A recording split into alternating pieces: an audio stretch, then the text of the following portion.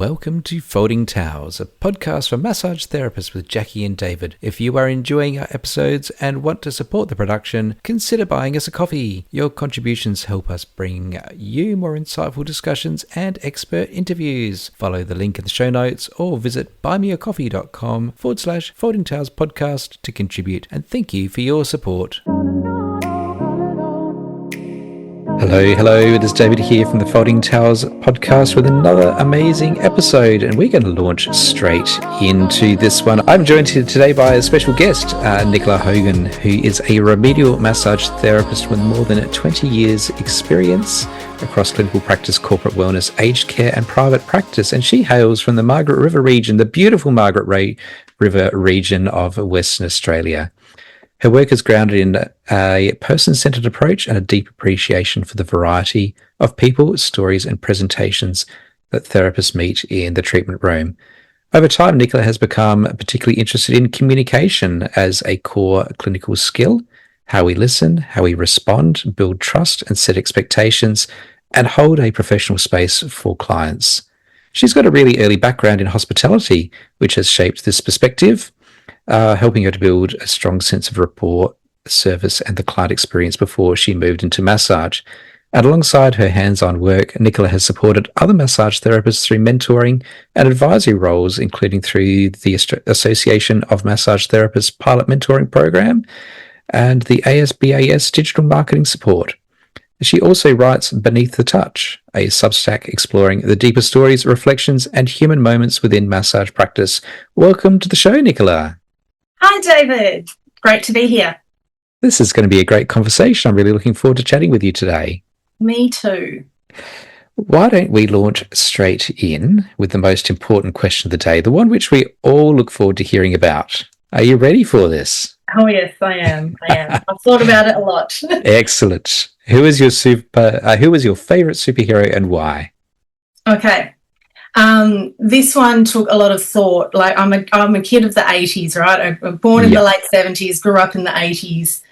A lot of superheroes to draw from, but none of them really. I didn't have a superhero as a kid, so it wasn't until my sons were born. So we're talking mid-20, maybe 2010, around that sort of time, and The Incredibles came out.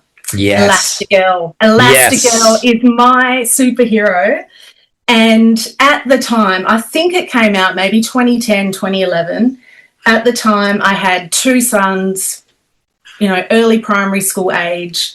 I was running a business. I was stretched and stressed to the max, just everywhere. And when I first met Elastigirl, she seemed to have it all together on surface, but she could move in all these different ways, and that's exactly how I felt. Yeah.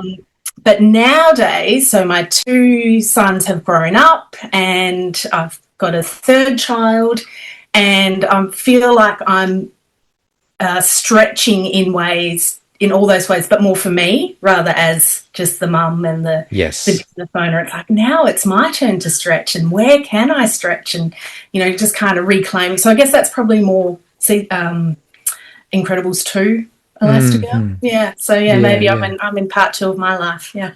Yes. Hey, Jackie. Jackie has just joined us in today's conversation. Hi, Jackie. Hello. Days don't always go to plan, do they? I completely forgot what day it was today. I was doing the things, but I just didn't even think that it was today. So my apologies. How are you both? Everybody's good? Yes. Yeah, happy Monday. Yay. Monday, start of a new week. Take us back to early Nicola. You came through hospitality before massage. Yeah. So what was the chapter of your working life like? And when did massage first catch your interest? So hospitality started for me when I was 15, and I took my first job when I was at school in a cafe, and absolutely loved it, loved the cafe culture, became a barista, loved that whole pumping out 300 coffees, the buzz of it all, high on espresso, loved it, loved the music. Mm-hmm. And I guess as that I got older and then graduated high school, I was like, oh, what am I going to do? And was kind of streamed to go into commerce. So I started a commerce degree and dropped out of that because it really just, it wasn't me. Yeah, boring. It was, yeah. I didn't want to say that, but yeah, it was boring. But, you know, on reflection, there's skills that I've learned from that degree which have helped me in my life. But yeah, at the time, you know, working in hospitality, not knowing what I was doing with my life, I then enrolled in a marketing course at TAFE, kept getting pushed back into that sort of commerce-y marketing stuff, but I really didn't like it. And then I was introduced to massage through a boyfriend who was studying shiatsu, and I became his guinea pig for, I don't know, I think we dated for about 4 months. So that was pretty cool to be the guinea pig. So nice. You know, 19-year-old me really enjoying receiving this thing called shiatsu, which I'd never heard of before. And it was pretty cool because you're on a futon mat on the ground. And still working in hospitality. So after that relationship ended, I thought, well, I really enjoyed how I felt with that, and I went and enrolled in a Swedish introduction to Swedish massage course, and it turned out that that was kind of a prerequisite to then go into the diploma. So that would have been 1999, I think. I started the Diploma of Health Science and Massage, still working in hospitality, so I was mostly working nights in cafes at that point. Very, you know, hospitality is very customer facing. So Yes. you're communicating every day. I have a very good knack of remembering people's orders. So I would see people down the street, might forget their name, but I know you're a flat white or you're a 3/4 top up long back. And that still happens.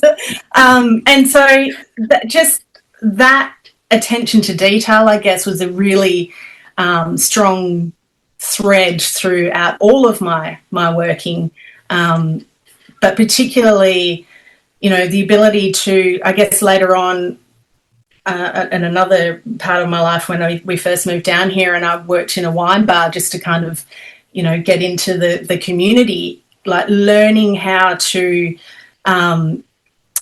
communicate with other business owners, because we were quite a prominent wine bar. We had a lot of business owners from accommodation providers, being a tourist town, that would come and frequent this wine bar, and learning to communicate with them. I didn't realise at the time that it was networking, and because I wanted to start up my business down here, I was like, this is such a good opportunity to really sort of meet people and get a feel for, I guess, what they need for their business, you know, what they're looking for, but also, is there a need for mobile massage in this community? So I sort of, from that, developed those relationships.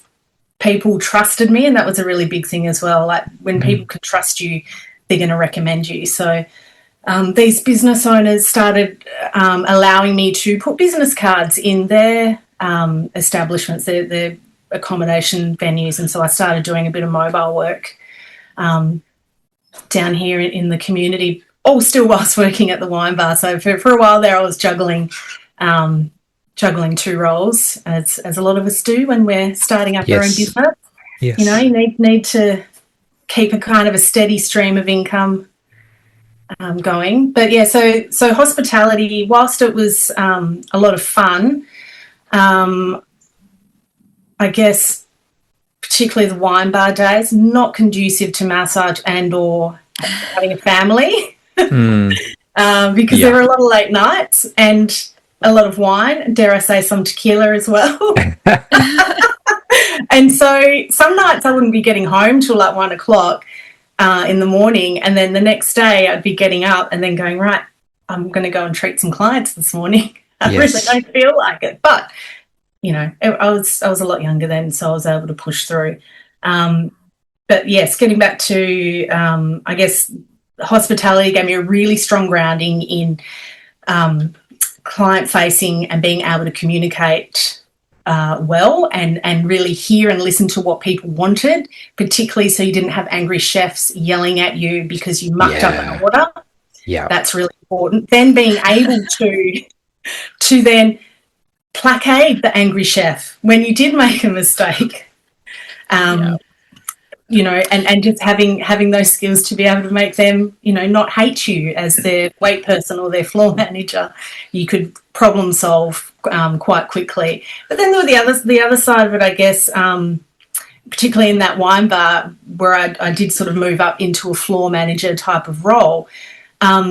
It was then I was in a supervisory kind of role. So it was then learning how to manage teams and how to get the best out of those staff, so that one, they were doing what they were meant to be doing, but also keeping their customers happy, because we used to get a lot of tips as well. So the tips was a really big part of, you know, everyone's little reward at the end of the week. So you wanted to have really good customer service. Mm-hmm. But all of those sorts of managerial skills really came into their own when I eventually then established my own clinic and later on had staff. Yeah. I just want to jump back to recognising someone as the flat white or the quarter decaf, and that sort of remembrance of a customer to bring that back into a massage experience. Mm-hmm. When you see them on your list and you know that they've mentioned a particular music artist, so you turn that music on, so when they arrive, this favorite artist is playing, you know that they like a high pillow rather than a low pillow. They know that they like an extra blanket, so you provide the extra blanket, and they arrive and everything's just perfect for them. We do have clinical therapists who's like, how the room is just how it is, like it or leave it. But for the clients where you've shown that remembrance of who they are and what they like, they just melt on your table. It builds trust, and it makes people feel comfortable, feel seen, feel really looked after and cared for, and that's such a big part of what we're doing, regardless of whether you're offering, you know, very clinical, remedial, specific treatment-focused work, or you're the other spectrum of, you know, you're just the best relaxation massage therapist in the world. At the end of the day, we anyone that's coming to see us all needs to feel safe and comfortable, and we have to provide that environment for them. So, I mean, if you want to work with, you know, fluoro lights on and a hard surface and no, thank you. And hey, look, if that's you, that's cool, but I don't know, how busy are you? I think the niceties, I think we need, I mean, they're not even niceties, they're just, remembering things that your clients prefer or like or even don't like is really important. Yes. If they don't like their feet being touched, don't touch their feet. Oh, or I don't touch my head. Yes. Yeah. Despite what you clinically want to do with that person. Yep. Yeah. Absolutely. Yep, that's very true. Well, you've described your interest as what happens beneath the touch. What does that mean to you? When did you first realise that communication was central to the work and not just something around the edges? Yeah, I guess beneath the touch, that's all the things that are not the technique or the modality or the actual doing of the massage. So it's the client's expectations, their stories about their bodies, or their stories about themselves, or their particular injury, or previous massage treatments or other modality treatments they may or may not have had. And that's also with us as well. So what's our preconceived ideas about a particular client? I mean, we are generally non-judgmental people, but every now and then that will be challenged, and someone will, I don't know, maybe just, you know, you will have a preconceived idea or notion about a particular person, even though you're not necessarily bringing that or saying anything about that in your treatment. Those biases can sometimes still be there. So I think these are all those little underlying things that we don't necessarily see or hear or feel, but they are there beneath the touch or the surface of everything that we're doing. And that's could be, as I said, the stories that our clients are telling themselves about what they've experienced in the past based on an injury or a relationship or a job, or it could be what's happening on that particular day. So maybe on the way into seeing you, they've had a bit of road rage experience, or, maybe they had a fight with their boss or their whatever, something's happened, and that's changed how they're showing up for you on that day. And I think, it takes a lot of skill to kind of have that awareness to maybe remember the humanity of what we're doing, and that we are all people and humans, including ourselves, as therapists, that, we are all, I guess, we all need to show up as we are on each day, but at any given moment there could be, we don't really know what's going on underneath. Yeah. Does that make sense? Yeah. Yeah. Yeah. Every person's absolutely different every time you see them. Yeah, that's right. And so are we. Yeah, that's exactly right. Mm. And I think, you could be working with a client who, so let's say, for example, old chronic pain from a whiplash injury, and, you've seen them for the first time, you've done your assessment, you've worked out a protocol and how you're going to approach them, and, they've got some ideas about, what's going on with their neck and their body and how they're feeling, and you've got some ideas about how you want to work with them, and you try things out, and through talking with them, you work out, yes, this technique's going to work for you and this feels good. And so, maybe you get them on a treatment regime of, once a week for 4 weeks, and that drops off to fortnightly, and then it drops off to a monthly maintenance sort of program. But if you become so fixated on this is the treatment protocol and this is the plan, you can sometimes miss the little cues or the other communication that may be said in between that. So just because last week they came in and this particular style of treatment worked for them, but today they've come in and they've had a pretty shit week. Something bad's happened. They're feeling pretty rubbish. They're stressed out and overwhelmed. They don't need you to go in and nail every single trigger point in their trapezius and get in deep and work into the scalings. Actually, what they needed today was just some more sort of gentler relaxation massage. But if you're too caught up in this is the treatment, this is what I'm doing, then you've just missed all of those beautiful cues that your client's given you without actually, maybe they couldn't express, I don't want to be worked on like this today, or I don't want deep work today. Mm-hmm. I just need to relax, and I kind of need a bit of a soothing massage. Yeah. And that can be just as effective, if not more effective sometimes for that client. Because if you're trying to do deep, as in not hard, but deep work, for example, in through the lateral part of someone's neck, and they're all tense, you're not going to be able to get in because there's too much guarding, right? So if you can work with them, soften and relax them, because they've come in and told you how stressed they are, you're going to have a much more effective treatment in that way. Mm.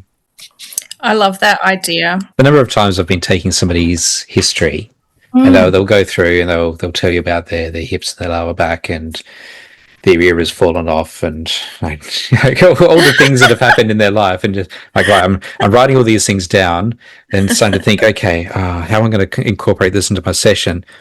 But then to ask the question, what are your priorities today? And they go, I just really want someone to work through my feet and my calves today. Like, oh, okay, well that's not so bad, is it? That wasn't even on my radar. I'm glad I asked the question. Yeah. Yeah. Yeah. So and that is important. Probably one of the most important questions each time, even if you've been working with them consistently on a program, on a specific thing. Always ask, what do you need today? Yeah. There's nothing worse than going to get a massage and saying to the person, especially as a therapist yourself, saying to them, oh, look, I would really love you to work on whatever the area is, my scalp or my neck or my feet or my calves, whatever. And they spend like 2 or 3 minutes there. And you're just like, that's not what I wanted. Like No. it was a great massage, but I actually wanted,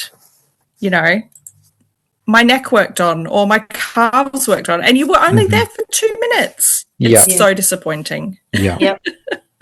Yep. Yeah. Yeah. I think listening and really hearing are two different things. So you can be sitting there and listening to your client and saying, I really want my scalp massage. But if you're not actually hearing what they're saying and you're, again, just focusing on, in your head, you're already going, okay, well, I'm going to work on this part of their body and that part of the body because I know that that's what's wrong with them. And then I'll squeeze their head in at the end for 2 minutes. We'll finish with that. Or it just, and sometimes it becomes that because they forgot that that's what you actually asked for. You're not hearing what someone's really asking for. I had this incredible massage experience, which is not like what you've just described, Jackie, where my priority area was forgotten or just glossed over. And I really wanted some work done through my arms. And this person started with my arms, spent maybe 5 minutes on them, then moved on. It's like, oh, it's going to be one of those massages. Then did something, came back to my arms. Like, oh, this is nice. Went and did something else, came back to my arms. And I think went through my arms about 6, maybe 8 times. And I was starting to build up this expectation of, she's going to come back to my arms. Oh, yes, she's back there. Amazing. What's happening next? It was really exciting. That sounds amazing. It was amazing. That sounds so good. Yeah. How are the arms? I like to... I like jelly. Oh.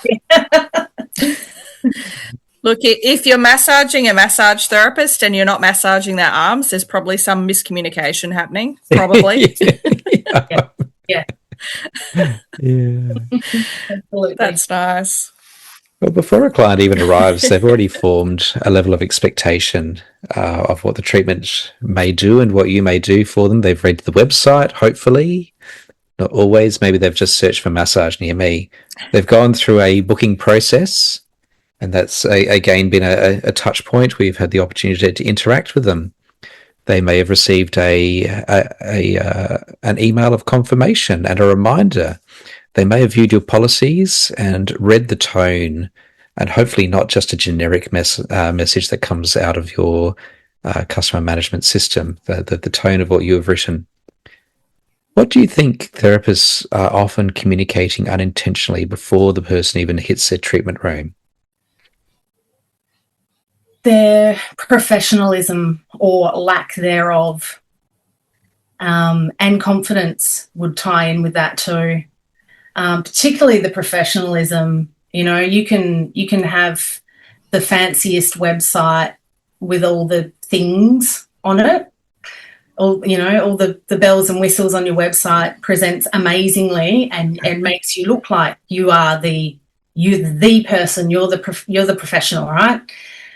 Which is fantastic if that's how you're portraying yourself in real life by the time that person gets to you. So there can often be a discrepancy between the online presence and the real life presence, and you've got to show up in the same light.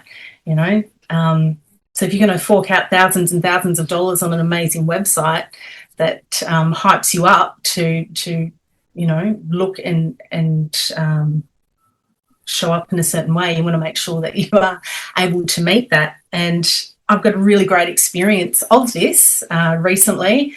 Last year, I like to try different therapists in my area. I think it's really good to not see the one massage therapist because we learn through receiving and we learn through others. And I found a new therapist that I wanted to try out that was working out of a chiropractic and wellness clinic, sort of a 25-minute drive away from where I live, and booked in online. Everything looked great, got all of the email confirmation and everything came back. read up on the bio of the therapist. They'd been practicing for 10 years, and I thought, this is great. This is going to be awesome. I was really excited because I'd been looking for someone that I could go to regularly. And so on the day, I went to the location. I was a little bit early because I'm one of those good people that turn up a little bit, not too early, because we don't want you to be too early, but we want you to be early, right? And I received a text on my phone from the therapist, and it said, "Oh, hi, just letting you know that I am coming. If you arrive before I do, don't worry if the door's locked. You can just wait outside." And this was 10 minutes before the appointment. And I was like, I don't know. Like already, I was like, no, benefit of the doubt. It's all good. It's all good. And so I was 10 minutes early. The website told me to come 10 minutes early to fill out my paperwork. And so I was sitting outside on a concrete bench in a bit of a wind tunnel. Oh, yucky. Yeah, not good. No, not good. Getting cold and waiting. And 10 past 10, because this was in the morning, 10 past 10, still sitting there. 15 minutes later, where's my therapist? The clinic still hadn't been unlocked. Had another text. I'm coming. I'm so sorry. There's been, some sort of traffic jam or something had happened. And, we don't really get traffic jams in the southwest here. It's not really a thing. So I was starting to get a little bit annoyed, but I really wanted my massage still. So I thought, I'm just going to wait. Things happen. And this person finally arrived, and she raced in, opened the door, let me in, didn't put the lights on. There was no apology. And I was now starting to feel a little bit agitated. Mm-hmm. And then she said, "Oh, hang on, I won't be long. Just bear with me. I've got to set up." 3 trips to and from the car to set up her stuff. Mm. So I'm sitting there in my mind going, who does this? Like, I'm set up and ready half an hour before my first person. That's just the way I roll. I always have been. And I used to do it in my hospitality days. Doors open at 7 o'clock in the morning. I'm there at 6:30. The place is warm, welcome, and inviting for that first person to rock up for their coffee. Same as the massage space. I'm there early. I've done all the things. By the time you get to my treatment space, warm, welcoming, inviting, the lights are on, I'm ready to go. I don't need to rush off and do a wee before I start. I'm there. I'm ready for you. This is your time. You're paying for it, and I'm providing that for you. So I was quite disappointed that by the time I eventually got on the table was half an hour past when the treatment was supposed to start. Mm-hmm. One, there was no apology at all. That in itself is unexcusable. Yeah, I know. I was really... Oh, my God. Really? Did they cut your treatment time short? No, they didn't. No, they didn't cut the treatment time short. She said, "Is it okay if we go over? Because obviously we're starting later." And I'm like, yes, that's fine. I didn't have to be anywhere. And when she found out that because often when I go to somewhere new, I won't put what my occupation is. Because, sometimes you don't want to tell people that you're a massage therapist, right? Yeah. So I don't know, put something down like allied health professional or something like that. And but I didn't this time. I was like, no, I'm going to put that I'm a massage therapist. So the words straight out of her mouth when she was reading through my intake form, "Oh, you're a massage therapist. We should do a swap." Hell no. Not at all. So she did the treatment, and I paid at the end, and there was no,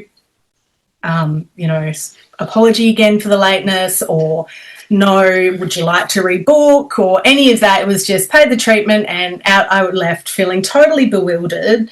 And I actually know the person that owns that clinic, so I sat with it for a day and then drafted a really diplomatic email just to sort of say, "Hey, just wanted to let you know this was my experience. I know it can be really hard to find good staff or contractors to work out of your space. But as a fellow business owner, I think it's really important that you know that this particular therapist is not representing your values and what your business service is portraying. I was really disappointed by the experience, and that whole experience of the lateness and the rushing really set the tone for the massage, so that I couldn't relax. I didn't feel safe and comfortable in that environment, and really sort of felt like I was an inconvenience perhaps for this therapist. So I think, getting back to my original point, professionalism or lack thereof is something that we communicate as massage therapists before our clients have even shown up on the table. Yeah. There have certainly been bookings that I've made where like the communication that comes through is all the thou shalt and thou shalt nots. Okay. I don't feel any warmth from this person right now. Yeah. There's certainly a lot that happens in life that could result in, an incident like that happening. But to not even apologise and to make you feel like you were just an inconvenience and just like, that's just terrible. That is also really terrible. The bit that I couldn't get past, because when she told me where she lived and I did the maths in my head that, well, that's only a 15-minute drive, and you text me 10 minutes before my appointment to say, so the fact that you weren't even prepared for your first client of the day, that's just a major red flag for me. Yeah. Like, I would not book in with that person ever again. Yeah. Mm-hmm. Yeah. I'm with you on that one. Yeah. I honestly, I was surprised you went through. I was surprised as well that I did. I think I just really wanted to. I was waiting for you to say I didn't even get on the table. I was waiting for that comment. Well, do you know, like, I've thought about that a bit afterwards, and I think, look, I'm a bit of a recovering people pleaser, as I think many massage therapists are, and I think there's a little bit of that, oh, well, I've turned up for the appointment now, I'm going to, I think there's like, I didn't want to do the wrong thing, like, do you know what I mean? Like, but, I just wanted a massage, that's all. Is it too much to ask to have it on the time that I want it? I've been in a busy clinic before where I'm sitting waiting for the appointment that I have booked. Like, I've got a time. It says 12 o'clock. I'm here. It's 12. Why aren't we starting? For them to say, well, we're really busy, Like, I've got a booking. Time management. I have a booking. Why are other people going through before me? I've done that at the doctor's. I've had a 10 a.m. or like 9:45 a.m. GP appointment where the clinic opens at 9. So theoretically, there's only a couple of people before me, and I've still had to sit there and wait an hour and not be told, hey, sorry, he's running late. Like, it's going to be another, 30 minutes. Yeah. And I'm like, how are you an hour behind at 10 a.m. when you've only been open for an hour? What's happened? Yeah. It's crazy. It's so disheartening. Yeah. Yeah, it is. Showing respect for our clients' time is one of the biggest things that we can do. Yeah. Absolutely. Yeah. So on the table, we're listening to more than what the client is actually saying to us with their mouth. What kinds of physical cues are you paying attention to, and how do you respond without overinterpreting what the body is saying? One of the biggest things that I pay attention to and that I notice is the tummy gurgles. So also known as borborygmus. Yes. Someone else knows it. Yeah, I love it. And I love sharing that word. That's one jargon word I love sharing. I love saying it. It feels good in the mouth, doesn't it? Borborygmus. I think, it's quite well known nowadays that's the stress band around the belt, and that the impacts of stress on our nervous system really does have an impact on our digestion. And so when, somebody tummy starts gurgling, then that, well, depending on the time of the day, they're either hungry or they've just eaten lunch, so they are digesting. But I like to just tell people it's, your body's entering into a state of rest and digest. This is a really good thing. Your body's doing what it should be doing.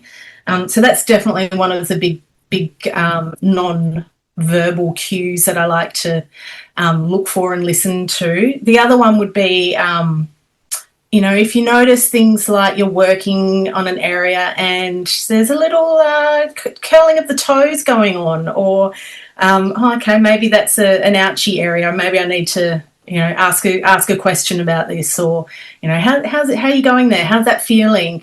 A lot of my treatments, there is a lot of back and forth and verbal dialogue, and I do, ask questions throughout. But then I've got clients who literally do not want to speak at all. It's like, I just want to get on the table.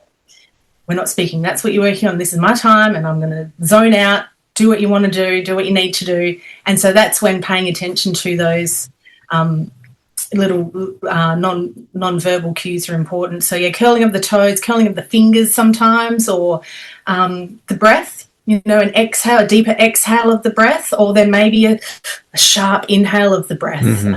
Okay, we've landed on something here that maybe we need to spend a little bit more time working on. People will stiffen up and hold their breath as well. If you are using too much pressure, if they're in pain, they will really just brace a lot of the time. Yeah. Yeah, they will. Yeah, that sort of that guarding, you can feel them. The other one that I've got a couple of clients actually that I've noticed. There's and I've done a little bit of research on it, and I think it's, when you're working on someone and then you just notice, they've got goosebumps, and it's not because they're cold. It's actually that ASMR type stimulus response, and that's pretty cool. And I've spoken to one of my clients about it afterwards, and he's like, "Oh yeah, it just feels so really nice when you're working on my shoulders. It's like I can't describe it in words, but it's just that really nice, yummy feeling." And I'll often, be working through that traps and that mid scalp region, and then I'll just see this little trail of goosebumps. It's pretty cool phenomenon. It's beautiful, isn't it? Yeah. Yeah. There's all sorts of unspoken words that our clients will use with us, and you mentioned those sort of physical responses. But yes, a groan, a non-creepy groan, can be very nice. You hit a spot which feels delicious, and you can hear them. Yes, we've found the spot, and but even the way that we then communicate is, would you like me to spend a bit more time in this spot, or that a spot which we feel is important to work through, and they're like, no, I just want you to move on from there. And having the courage to ask those questions is super important. It's I think it's something that comes with time and experience, and like the more hands-on bodies, the more people that you treat, the more confident you feel in asking the questions. Which can be challenging when you do have, and again, I guess it comes down to expectations too. Like, what is the client here for? What are you wanting to work with? And is that a match in what they want and what you offer? Some clients really do expect the therapist to just know all the things and do the reading of the body language, and just they don't want to answer those questions, which is kind of fine. And it may not be a match, but I do kind of like when the client comes out of the room and you're so uncertain and you're going, oh God, I hope that everything was okay. Like, I think it was, but I'm not sure. And then they come out and they're like, oh my God, best massage I've ever had. Like, I want to go to sleep right now. Like, that is just the best feeling as a therapist. I guess that's where that feedback's so important, right? being, and you're right, some clients that they don't want to talk, they don't want to communicate. Some don't even want you to do any sort of assessment, but of course we can assess through palpation, right? So we're not always having to be doing range of motion and strength testing and with everyone, but those physical cues, the non-verbal ones, the palpation, the flushing of skin, the goosebumps, all of those, it's all feedback. It's all forms of communication that we really need to slow down and listen to, but also be curious about and feel confident to ask a question. Yeah. Unless someone specifically said no talking, thank you. Yeah. And not everyone's comfortable in their own skin either. Yeah. So I love asking about tattoos. If the person has shown a bit of willingness to engage in conversation, getting the story behind tattoos can be fun. Sometimes it's a bad experience in Bali, a bad life choice. And same with scars. Getting curious about scars, I find to be important. But then you might touch over a scar and you see the person braces like, okay, there's some trauma behind this. I'm going to put just a note on the file, because I think I'll ask them about the next appointment before they've undressed, before they're feeling insecure, because often those scars they go quite deep. And there's a bit of story that needs to come out as part of the treatment. Well, massage clients often feel safe enough to share personal, emotional, and difficult things. How can therapists stay present and human without drifting into the role of counsellor or rescuer or confidant? Yeah, that's a really good question, and a nice segue from the scar comment that you just made as well, because often those areas like scars or old traumas or injuries in the body do have a story or an emotional background, or it is just that your client's going through something and you're there and they want to talk. But I guess at the end of the day, we have to remember and maintain our scope of practice, which is we are massage therapists. We are not counsellors. Yes, people are going to talk and people are going to open up, and I've had some incredible stories and experiences and things shared to me over the years, and I guess learning a dialogue like the nodding along or the yep, or that must be really hard for you, or that sounds like you're going through a lot right now. Learning not to invite more because you're not there as their counsellor or therapist. You're there to perform a massage. So being really grounded in yourself and your boundaries and knowing that it's not your job to fix them. Sometimes someone just needs to talk, and you're providing a really safe space for someone to just run a verbal dialogue of all the shit show of their life at that point in time. And that's enough, right? And for those who, I guess, continue on that path of, this is my problem, and then they did this, and then they did that, and da-da-da-da, and I'm feeling like this, and I don't like that. We need to be able to be confident enough to communicate, it sounds like you would really benefit from talking to someone. I could recommend this person, or asking, are you currently working with a counsellor or therapist? Sounds like it might be something that would be good for you. I can recommend someone if you don't know of anyone. That's not always easy to say, especially in your early days as a massage therapist, when you're still kind of fresh and, maybe you're a little bit still got that green hat on of it's my job to fix everyone. And because you might be feeling a little bit nervous about losing a patient or a client who's going to go off and, maybe they'll go and see a therapist and not come back to you. There's all sorts of things that go through your head as a new therapist. You just want to make everyone happy, right? You want to do your job well, and you want them to keep booking back in. So it can be hard to to keep that boundary. Yeah. And I know there are some therapists who have gone on and done counselling training, and I've done a wellness coaching course, but I don't offer that as part of my treatment.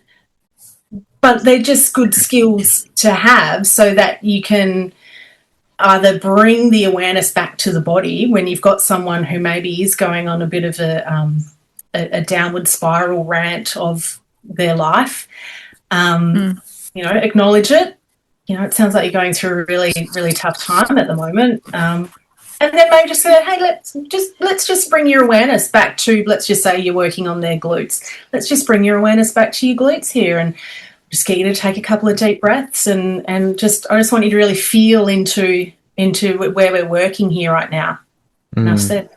And that could just be enough for them to go, oh yeah, present moment, I'm back here, I'm not stuck in my story. Yeah. Yeah.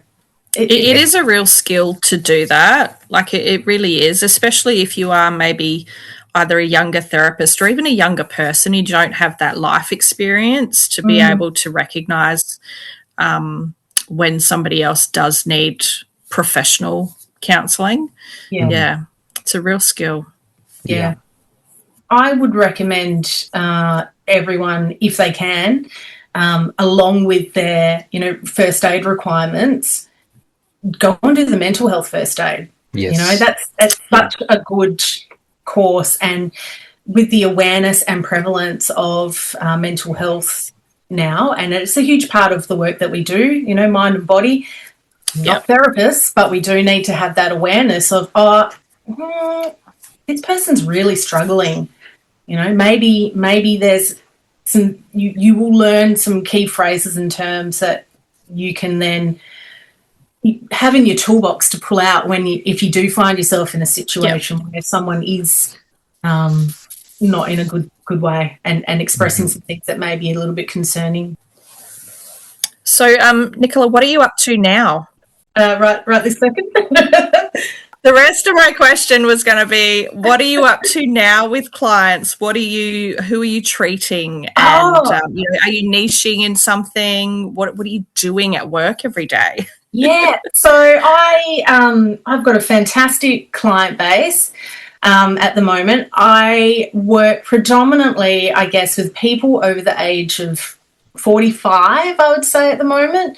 My average age, I reckon, would be about 60, 65. I've got a cohort who all live down in the coastal part of our small town, not so small anymore, and they swim. They're all swimmers. They're all retired.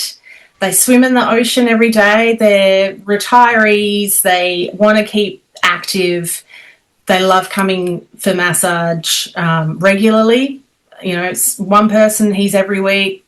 I've got a lot of fortnightly, some 3 weekly, and a huge monthly maintenance crew. Wow. And most of my people, they're in that part of their life. Their kids have grown up, or they've got teenagers or young adults living at home.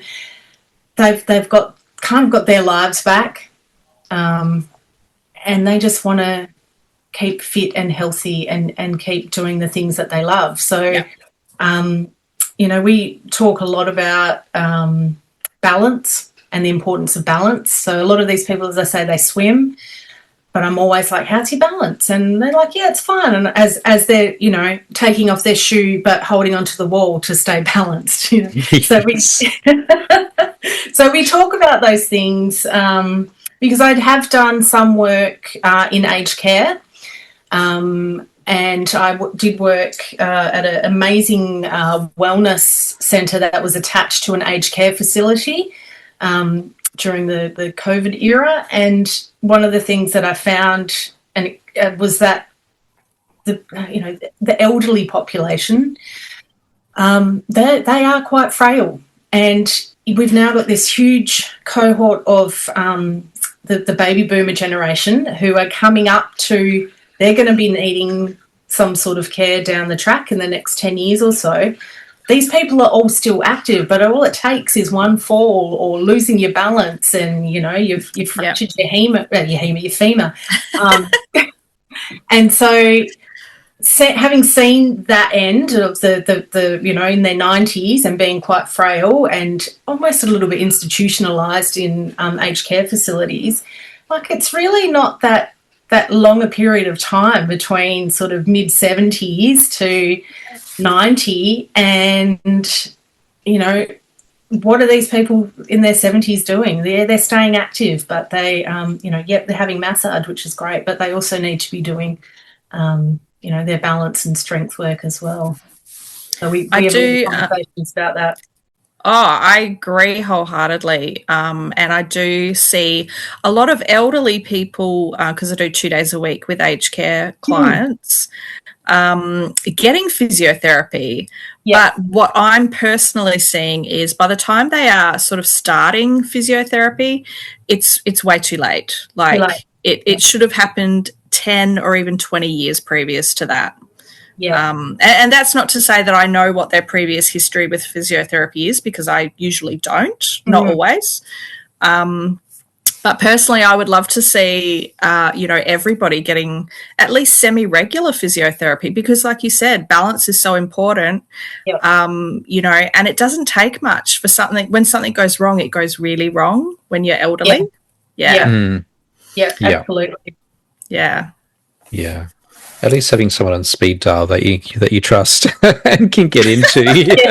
Yes. The number one thing that I tell all of my clients, even the ones in their 40s and 50s, it just, motion is lotion, right? You've got to keep moving your body, whatever form of movement that you personally enjoy. We're not a one-size-fits-all society. You've got to keep moving. But within that movement, there really does need to be a bit of balance and a bit of strength and conditioning, because at the end of the day, the minute you cannot get yourself up and down off the toilet, that's it. They're shipping you off. And so true. That is so true. So, practice your sit to stands. Yes. Without using your hands. And, we laugh and joke about it. We make light of it in clinic, but it's the truth. It is very much. Yeah. 100% agree. Yeah. Yeah. So you're writing a book, Nicola. Oh, yes, I am. Yes. Yes, I am. Thank you. Thank you for the accountability question. Yeah. Tell us more. I'm not going to give it all away. It's something that I have been telling myself that I've been writing for a very long time. I'm in my 26th year of being a massage therapist, a qualified massage therapist. So I've got a lot of stories to tell, or also known as tales from the table. That's a hint. That's a hint there from the title. And I have always wanted to write. But, as we often do in life, we think, I don't have a degree in writing. I can't write a book. But I have been doing a lot of writing over the years, and I decided that it's time to start writing about these experiences that I've had and sharing some of the stories, because some of them are quite funny, but there's a lot of learning to be had in those. So it's kind of, it probably sounds a bit cliche, but it's, the things you don't learn in massage school. Yeah. It's kind of along that vein. Yeah. Yep. That is awesome. That's awesome. I can't wait to read it. No pressure. Like, chop. I know, right? I know. Yeah. When can we expect to see it in Amazon? I'd love to say by the end of the year. And look, who knows? I'm changing up the way that I'm working. I'm moving out of a physio clinic that I've been renting a room off and bringing my practice home, so that I have a bit more time and flexibility for those things, the writing and the mentoring that I do. So, who knows? Who knows? It'd be nice to have it finished by the end of the year. We were talking off camera earlier, Jackie, and Nicola was describing, it sounds like a horrible room, actually, at the physiotherapist. Oh, No, it wasn't. It wasn't. Oh, a was it? horror story. It was just no windows. No windows. Just no windows. In fact, people would I did really well to make it cozy, and in fact, often when people would walk out of it, they'd be like, "Oh, it's so bright out here," and I'm like, and it kind of became known as kind of stepping out of the vortex. Yeah. So that was kind of cool. But yeah, no windows. Yeah. I had a room in a chiropractor's office with no windows, and I used to call it my den. Okay, because it was that, again, like a bear when it goes into its cave would go into this safe, secure space, and it was dark and warm lighting, and yeah. They are, though, aren't they? My room doesn't have any windows, and the same thing. You step out, and there's this beautiful big window in the front of the building that the sun just shines in, and so you're stepping out, and you're practically blinded by the sunshine in the afternoons. You've got a glass front to your room, though, Jackie, and natural light would permeate from the hallway. It does, but not much, honestly. Yeah. And I've got the curtains are quite thick that I've got up there, so yeah, I've purposefully created that little den that you described, David. Like I want it to be warm and dark and cozy. Yeah. Like a womb, Jackie, a womb-like environment. Yes. A little bit, yeah. Yeah. Unlike my GP, whose room is in the centre of the building, harsh, direct fluoro lights overhead, hard floors. The room is dank because there is no air movement through it. For a place which is focused on health, it is an unhealthy room. Oh, wow. Yeah. Have you given him some feedback, David? I have. He's been in that room for 20 years, I think. Oh, my God. Could you imagine working in that environment for 20 years? I can't. Oh.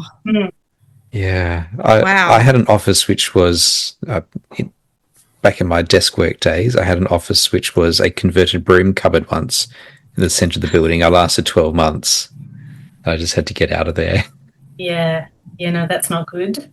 Oh, my God. It was awful. Oh, dear. Yeah. That is terrible. No, couldn't do it. Yeah. So tell us about the mentoring that you do, Nicola. Yeah. I guess it started, long story short, 10 years ago, I had my clinic, Stress Less Bodyworks, and I had 3 treatment rooms, and I had staff, and we were open 7 days a week, 8 a.m. to 8 p.m, and it was thriving. But the irony of it was I was stressed out to the max. I had two primary school age kids and a 2-year-old, and I was really quite burnt out from physical practice, but also from wearing all the hats and trying to be everything to everybody. And we ended up leaving the town when we moved back to the city, and I shut that business down. And had sort of retired. I was like, that's it, I'm done. I'm retiring from massage. Not good for me. Can't do it anymore. But I found myself back in a massage clinic.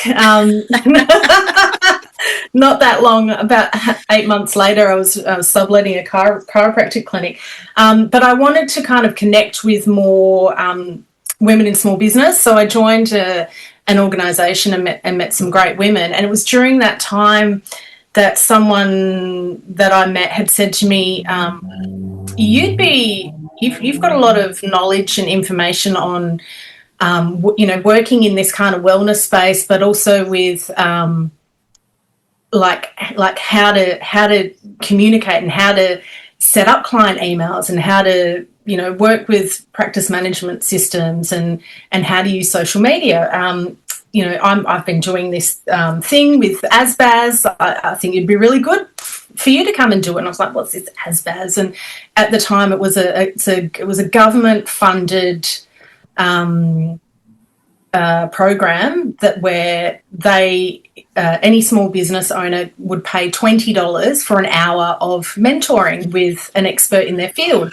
So I jumped on that because paid really, really well, and started mentoring other massage therapists. And at first it sort of was more like, I'm trying to run, people would come and see me, I'm trying to get my business going, I'm not really sure what to do. So this would have been around 2018.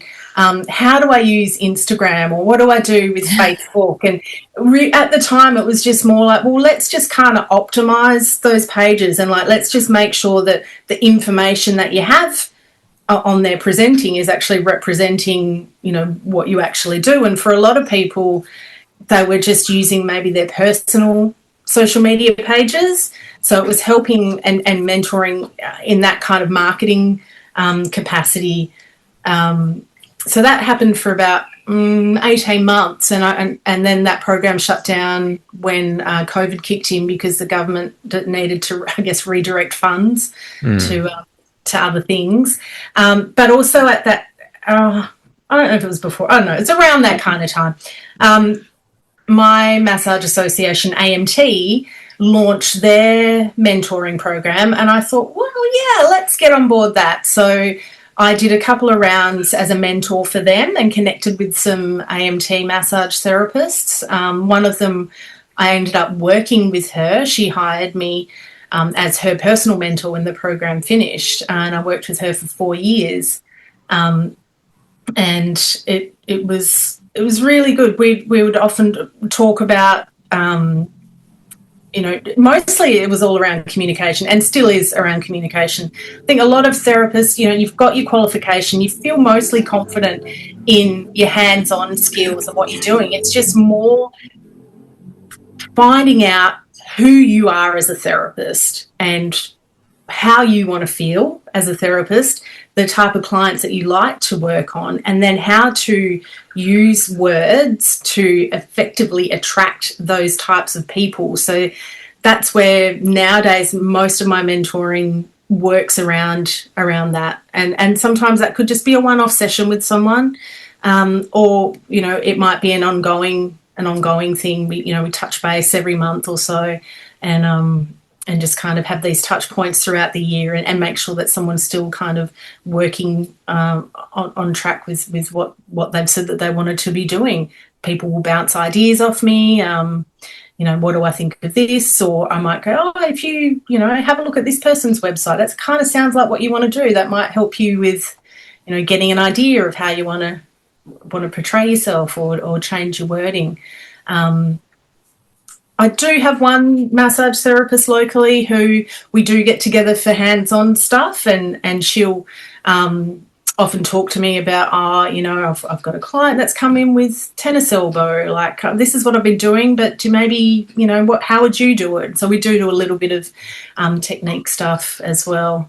But I guess I like to liken my mentoring to, it's quite casual in that it's, like sitting around at the kitchen table and having a chat about what it is that you want to be doing. And like, I'm not into this whole, let's get you to a 6-7 figure business. And yeah, I don't think that fits everybody. And a lot of people don't want that. They just want to be enjoying what they're doing. Yes. And they want to be doing it in a more sustainable way. Yes. For a long period of time. Without burning out. I was going to say, it sounds like you're actually having a lot of fun doing it. Yeah.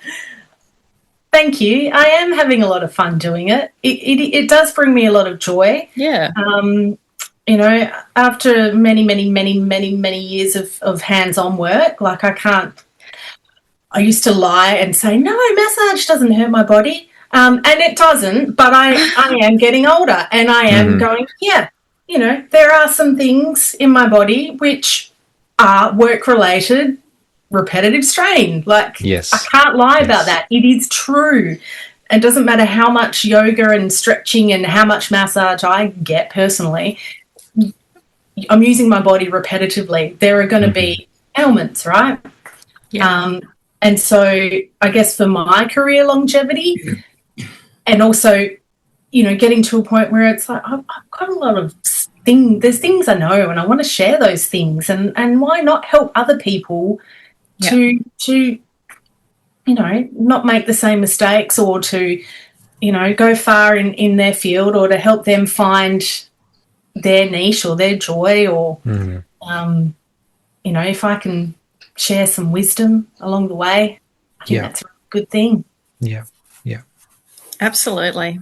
Where do you see that therapists struggle with boundaries? So we were just talking about how her work isn't necessarily enjoyable, or they're doing more treatment that they think they want to do, or they're taking on clients that they don't really want to work with, that don't bring them joy, and they're having their soul sucked out of them. Yeah. Where do you see therapists struggling most with boundaries? Yeah, it's quite a tough one. And look, I think we need to remember that we're human.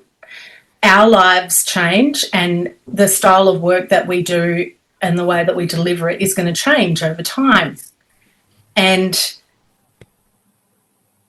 with that comes the changing of boundaries. So the way I used to work 10 years ago is so different to the way that I work now. And that's just because I've changed as a person. Maybe I've learnt more, learnt a new modality, brought in new things into my life.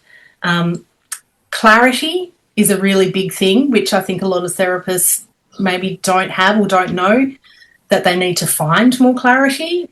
You can treat everyone. Absolutely you can.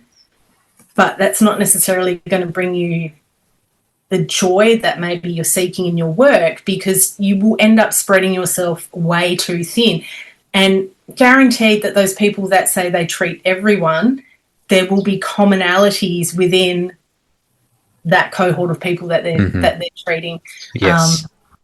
So I think we need to get really clear about, before we even think about our clients, we need to get really clear about who am I? Who am I as a therapist?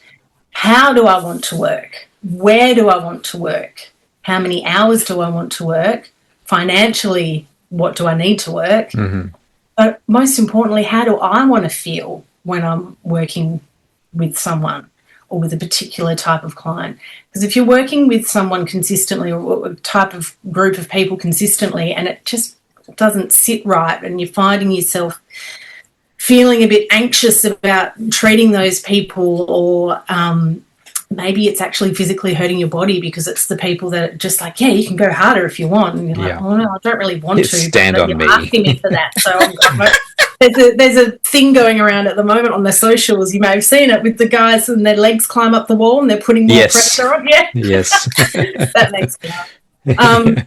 So I think getting really clear about who you are first as the therapist, and then going, okay, in the people that I currently work with, there's a group of people that you currently work with that you really love working with. You see them on your schedule, like, yeah, can't wait to see them. They're awesome. And you just gel with them. And there will be some on there who you'd be, if they never came again, is that a bad thing? Maybe not. Maybe it's time for them to move on, right? So you need to work it out. What is it about those people that you love working with them? What is it? Is it the type of treatment that they're asking you for? Maybe. Is it the communication and the shared experience that the two of you have together? Like, you just actually connect, so it's really good. And the massage is actually kind of secondary, even though it's still doing something really, really good for them. There's it's kind of that beneath the touch, right? They're getting something more out of the treatment than the actual hands-on work. So when we can get clear about those things, what it is that we want and who we want to work with, then you can create your boundaries around that and go, this is my time when I work. This is how I respond to people. This is my text message, voicemail, email, or whatever that states my hours, and I'm sticking with that.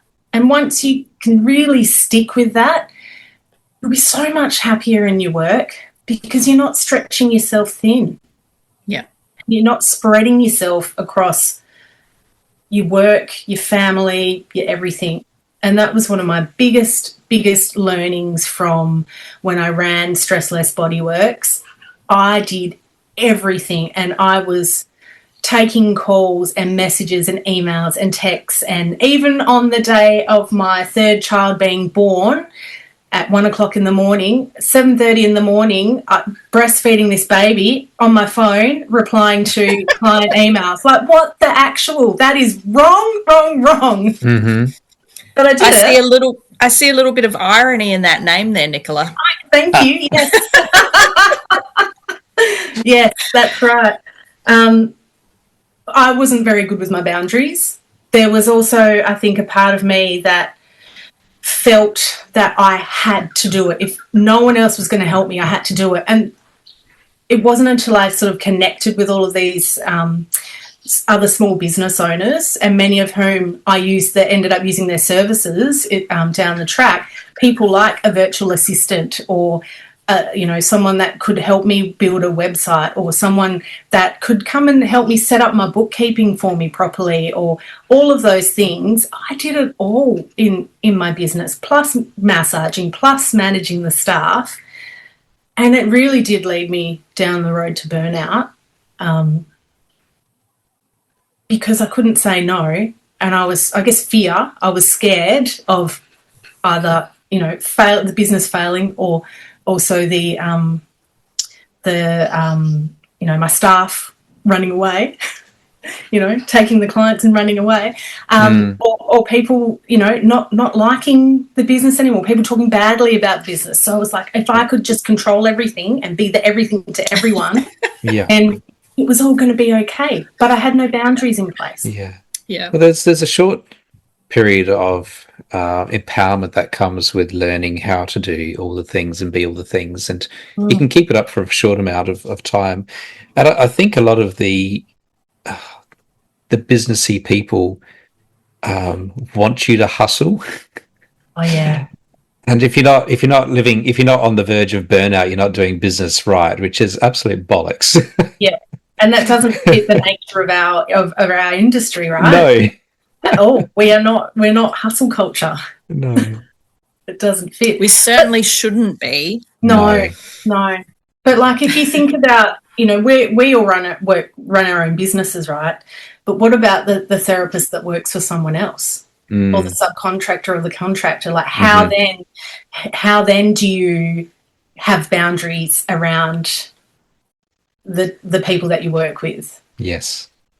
So it's a little bit harder. It's harder because you might not have control over your scheduling and who books in, and this is your set hours. True. And then but I believe that you can still have some level of control in, again, getting clear on who it is that you want to work with, right? So even though you could maybe have a conversation with your employer, your boss, or whoever it is that you're contracted from or whatever, and just say, look, this is the area that I want to move more into. I'd really love it if I could have more of these types of clients. If they're not open to that, then maybe it's, you need to kind of question, is this the right space for me to be working in? Yeah. But also, I mean, without sounding too woo-woo, love a bit of woo, but, we don't need to get too woo. There is something about setting intentions and I guess just that energy around this is who I want to work with. And one of the people that that had mentored me once told me that, draw a circle, and everyone at home can do this. Draw a circle. In that circle, put your name in the center of that circle, and then fill it with all the different words and the things and the feelings of all of the types of clients that you want to work with, work on, and how you want to feel when you're working with them. It's a guarantee within 6 months that will have come to fruition in your life. Things will have moved and shifted, whether that's you're doing the work itself or clients just naturally drop away. You will create that. So, yeah, I think there's a bit of power in that. I definitely agree. I think there is actually a lot more intuition that we have that a lot of us don't really realise. And I've done that myself. I haven't done anything. I haven't changed my website. I haven't told anyone, but I have mentally shifted and gone, I actually want to do this. I want to do, something else, change things a little bit. And it's just come. It's just arrived on my doorstep, and it's just been amazing because I literally have done nothing and it's just happened. Awesome. It's just setting that intention and just going, actually, that thing that I was doing is not making me happy. Yeah. I need to shift that, and I need to do the thing that is making me happy. Yeah. I'm a big believer in that. Yeah. Yeah. And we can do that. Like, as massage therapists, we're not here to save the world. We might think that we are. One of the lessons I've had to learn recently, and you think it's so bloody obvious, but it took me a while to get there. There was some hours that I was working that were making me quite miserable. I just didn't want to work those hours. I have complete control over my schedule. Yeah, you're your boss, right? Like, what am I doing? So I'm working those hours because people wanted those hours. I didn't want those hours, but it paid money, and that whole the golden handcuffs secured me to those times. I've taken them out of my diary now. But when I close that time off in my diary, it's like, oh, I've made a decision. Oh, I feel so grown up. I'm so mature. Look at me. Oh, I love that. Yeah. And it's as simple as that, but not realising that you actually have the power control to do that. Yeah. But you that's why you work for yourself, right? Yes, exactly. Because you want to create a lifestyle that works for me. And it wasn't working for me, and I had to learn the hard way of, like, oh, I'm going to see this person who's booked in with me at this time. You seem to be a bit unhappy about that. Why are you unhappy? Because I don't want to be at work. Don't go to work then. Change it. I think there's also a little bit of, like, there is a bit of you make it up as you go along, right, with working for yourself, particularly as a massage therapist. So how do you know, like, how to define and set those hours and what you're charging? And often it's because we have a look around and see what everyone else is doing. Mm-hmm. And okay, so most places are open till this time of the day, or most places are charging this much, so I guess I should do that. I either charge a little bit less, or I'm going to charge the same, or I'm going to work those hours too, because obviously that's when people want to come and have treatment. But you can train your clients. Yes. They'll either fit in with you or they won't, and if not, that's good, because maybe your time has come and it is time for them to find someone else, and that's not a bad thing. Yes. Agreed. Yes. There's a therapist near me who works hours that I don't want to work, and I feel quite empowered referring people to him at the moment. Oh, that's awesome. I love doing that too. Go there. Yeah, I'm not available, but here, go and see this person. They're awesome. It's good. I love it. Yeah. I think we might draw things to a close today. Sure. Yeah. I've enjoyed chatting with you today, Nicola. Nicola has a Substack called Beneath the Touch. You can look for that on Google, and we will certainly be putting a link to that in the show notes with your collection of thoughts and messages. Where can people best reach out if they want to have a conversation with you? They can find me on my website, nicolahoganmassage.com. I've got a Facebook page, Nicola Hogan Massage and Mentor, so they can send me a message there. Probably email's the best way. It's on my website. And I will just add that I am a guest presenter at the AMT conference in Sydney in October. Fantastic. That's exciting. Yes, a little bit. Yeah. The AMT are celebrating their 60 years as a association this year, and so they put the call out to their members and said, "Hey, we're going to do something a bit differently this year. We are going to invite some members to come and speak, and with the topic of reflections in practice." So I thought, do you know what? It's the year to get myself out there. I'm going to apply. They picked me and 2 other people. So, yeah, that's a bit exciting. Fantastic. That is very exciting. Congratulations. Yeah. Good work. Thank you. Yeah. And congratulations to AMT on 60 years, because that's a huge milestone, honestly. It's big, isn't it? Yeah. It is. Yeah. And to be honest, I didn't even realise that they'd been around for that long. Until I read that, I was like, oh, wow, that's impressive. Yeah. Because my original association is no longer operating. I was with WAMS, which is the WA Association of Masseurs. They call themselves masseurs. Yeah. Very gendered. And, yeah.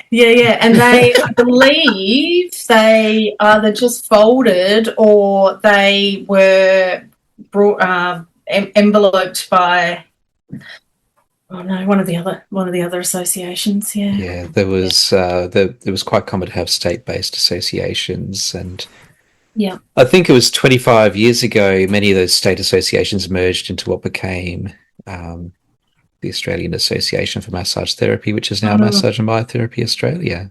Yep. And some of your listeners may or may not remember Massage Australia, who came to a bit of a sad end. They were a very good association in the early days and had a really good journal or magazine publication, but they kind of lost their way administratively, and a lot of people got a bit caught up and stung by the falling out of that association. Yeah. Well, we'll put a link to all of those things into the show notes. If you are a member of AMT, make sure that you support the association by attending the conference in Sydney in October, and you can meet Nicola yourself and say hello. Hey! Yeah. If you have enjoyed today's interview with Nicola Hogan, why not leave us a comment or a review? Certainly through Spotify, you can leave comments directly on an episode now, and that's very exciting. Some of you have been doing that. Thank you if you have messaged us. Why not follow us on your favorite podcast listening app? You can leave a rating, you can leave a review, particularly on Apple Podcasts. And you can always contact us through the website or through social media. Facebooks, we are there. Instagrams, we are there. Not so much on the other platforms anymore. We do love receiving the messages, though. We love to hear that you've enjoyed an episode, and we love to chat with you. So thank you to everybody who does. If you have a story to share, just like Nicola has shared with us today, head to foldingtailspodcast.com.au and follow the link to be our guest. Thank you, David. Thank you, Nicola. It's been great chatting with you today.